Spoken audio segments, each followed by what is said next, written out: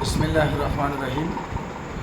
ګرانو کتونکو، نن زه تاسو ته یو داسې شی ښیم چې هغه یو بوټی دی، مطلب او په حدیثو کې ډېر زیات ذکر دی او ډېر بې انتها زیاتې فایدې دي. نو دا شی خو مونږ تقریبا چې دا 7-8 سال نه د جناتو مریضانو ته هم ورکوو، خو بیا په دې کې مختلف قسمونه دي. زه په دغو کې هغو ته ویلی شي زعفران مختلف دي، هراني، هرات والا، دې کې مطلب نومونه دي، بیا پوشال، خو چې کوم اوریجنل زعفران دي هغو ته ویلی شي سوپر نګین، چې هغه تاسو مخکې پراته دي. زه پکې کاروبار دپاره راته نه وایم، زه دا نه وایم چې یاره زه یې خرڅوم، دا خو موږ خپلو مریضانو دپاره راوړو. آلرډي موږ یو ګرام ورکوو، دومره نه وي، خو په دغه کې بهترینې فایدې دي. کم مسافرونه چې وي هغه تقریبا چې 7 غنټې 8 غنټې 9 غنټې ډیوټي وکړي، هغو بیا د بدن چې کوم دی دردونه کوي، هغو کې بیا د بدن کیلشیم کمی راځي، هغو دپاره د زعفرانو څښلو ډېرې زیاتې فایدې دي. او بل درته زه دا په ګرنټۍ سره یم چې کوم هغه مریض وي چې هغو سره او سپینه وینه مکمل ختم وي او زیرو له راغلي وي او په هغو باندې یوه توله زعفران تاسو وڅښو، زه ګرنټي د الله په کلام درکوم. نور صحت باندې څوک ګرنټي چاله نه ورکوي، ځکه صحت درکول والا الله پاک دی، خو په زعفرانو کې الله پاک شفا اچولی و. زه پرې مطمئنه یم، ما استعمال کړي، خپل ځان دپاره مې استعمال کړي، او دا 8 سال ما مریضانو نه ورکړي. دا نه چې ما له راشو تاسو یې بیا اخرو ځان ته خپله موږ صرف او صرف مریضانو دپاره راوړي. نو ډېرې زیاتې فایدې دي پکې، نو تاسو دا استعمال کو. خو هغه زعفران چې هغو ته ویلی شي سوپر نګین. زه دا زعفران تاسو ته ښایم، دا کیمرامین صاحب راږدې شه، دا ورته وښایم.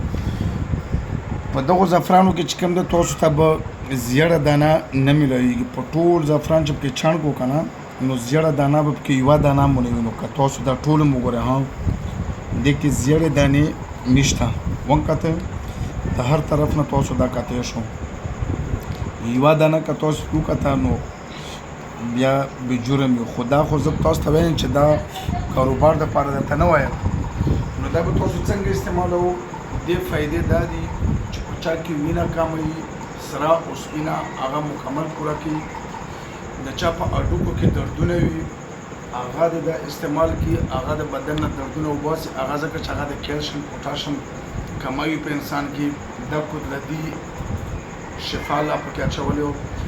نو دا استعمال کو انشاءالله بیماری درته زخم معدې بیمار دپاره ښه دي. سپینه وینه، سره وینه چې څومره کموي هغه پوره کوي. که د چا د ګردو مسله وي هغه هم پوره کوي، مطلب د ګردو نه درد هم وباسي. بدن کې چې څومره دردونه وي د کمزورتیا والا هغه به تاسو نه وباسي. که تاسو له خوب نه درځي، خوب او تاسو دا استعمال کې دې سره به تاسو خوب انشاءالله برابر شي. بل چې کوم سایکو والے مریضان دي، هغه مریضان چې هغه دماغي مریضان دي، چې هغه د نشو په ګولو باندې عادت دي او د نشو د ګولو نه بغیر هغو له خوب نه وي، چې هغه د دا استعمال کې انشاءالله هغو ته هم کې دا فایده کېږي. خو دا به څنګه استعمالوو چې تاسو دا کوم بالټۍ وګورئ، دا خو 1 کیلو وي. نو دغه استعمال داسې چې دا به تاسو راواخله، داسې 1.5 لیټر بوتل چې کوم دی، دا 1.5 لیټر دی نه، ما خپل ځان دپاره هم استعمال، زه خپل ځان دپاره هم استعمالوم.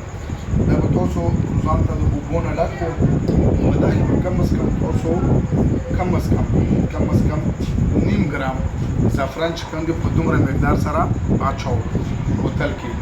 په دا بیا تاسو 2 غنټې پرېږدو. کله چې 2 غنټې د دغو تېرې شي، دا بوتل تک سور شي لکه وینه، نو بیا کوشش کوو چې دغو استعمال تاسو چالو کړو. نو دا کم از کم تاسو په 24 غنټې نه 24 غنټو پرې ختمولی شو.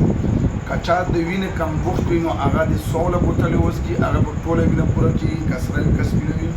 او که چا د هډوکو دردونه وي هغه د 8 بوتلې وڅکي.